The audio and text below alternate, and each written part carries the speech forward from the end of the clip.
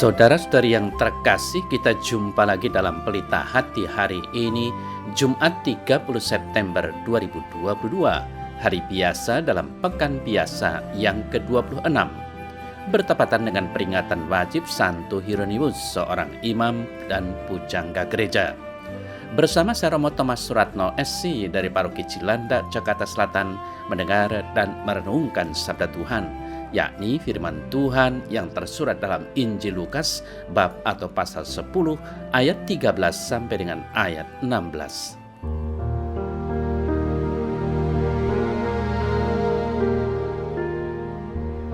Sekali peristiwa Yesus bersabda, "Celakalah engkau Korazim, celakalah engkau Betsaida, karena jika di Tirus dan di Sidon terjadi mukjizat-mukjizat yang telah terjadi di tengah-tengah kamu, sudah lama mereka bertobat dan berkabung. Akan tetapi pada waktu penghakiman, tanggungan Tirus dan Sidon akan lebih ringan daripada tanggunganmu. Dan engkau Kapernaum, apakah engkau akan dinaikkan sampai ke langit? Tidak, engkau akan diturunkan sampai ke dunia orang mati. Barang siapa mendengarkan kamu, ia mendengarkan aku, dan barang siapa menolak kamu, ia menolak aku. Dan barang siapa menolak aku, ia menolak Dia yang mengutus aku."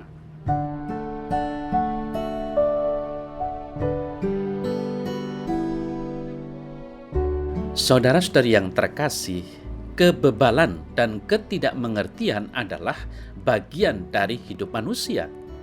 Salah satu tipe manusia yang menyebalkan adalah ketika sudah dijelaskan berkali-kali, ia tidak juga mengalami kemudengan, kata orang Jawa, atau belum, atau bahkan tidak mengerti. Ada tipe manusia yang memang perlu mendapat penjelasan berkali-kali supaya ia dapat mengerti suatu perkara.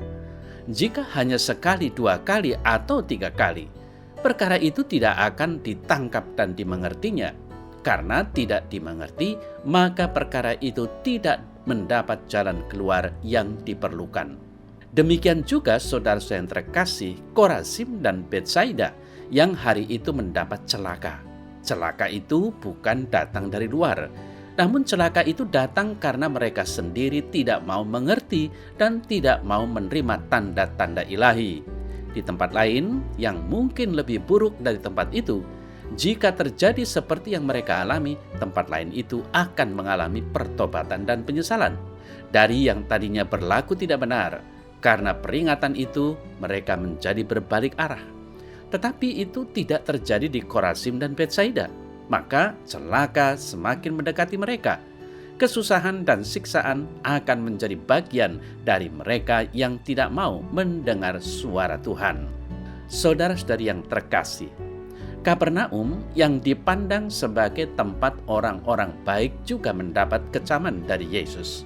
Orang-orang yang baik harus juga disertai dengan sikap mau mendengarkan Tuhan. Jika mereka mendengarkan Tuhan, maka apa yang mereka perdengarkan kepada orang lain adalah juga suara Tuhan, bukan suara mereka sendiri. Kecenderungan yang paling sering terjadi adalah banyak orang saleh yang hanya berhenti mewartakan dirinya sendiri, bukan mewartakan sabda Tuhan. Itulah Kapernaum yang bukannya diangkat ke langit, namun justru akan diturunkan sampai dunia orang mati. Kejayaan diri akan dikubur bersama kematiannya. Saudara-saudara yang terkasih, bagi kita, mari kita belajar untuk peka mendengarkan suara Tuhan. Memang, karena kesibukan diri, kita seringkali tidak mudah mendengarkan suara Tuhan. Sementara Tuhan tidak berbicara dengan suara yang keras, maka diperlukan kepekaan yang super tinggi untuk mendengarkan suara Tuhan dalam hidup kita.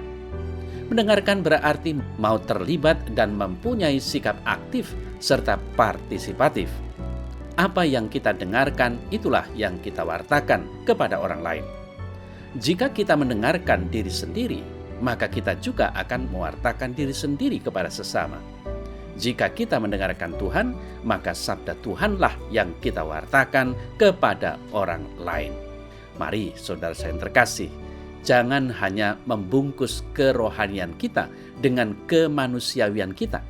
Justru kemanusiaan kitalah yang seharusnya kita bungkus dengan kerohanian, dengan nilai-nilai ilahi.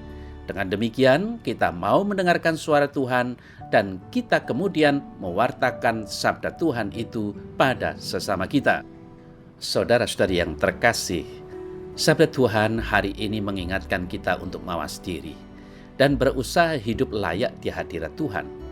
Kita semua mengatakan iman dan kepercayaan kepada Yesus Kristus dan mengimaninya, tetapi pertanyaannya adalah apakah kita setia dan menghormati komitmen untuk bersaksi? Apakah ada rasa kagum dalam diri kita karena memiliki Yesus? Apakah kita mendengar suara Tuhan di dalam hidup kita? Maka pada hari ini dengarkanlah Tuhan, jangan bertegar hati.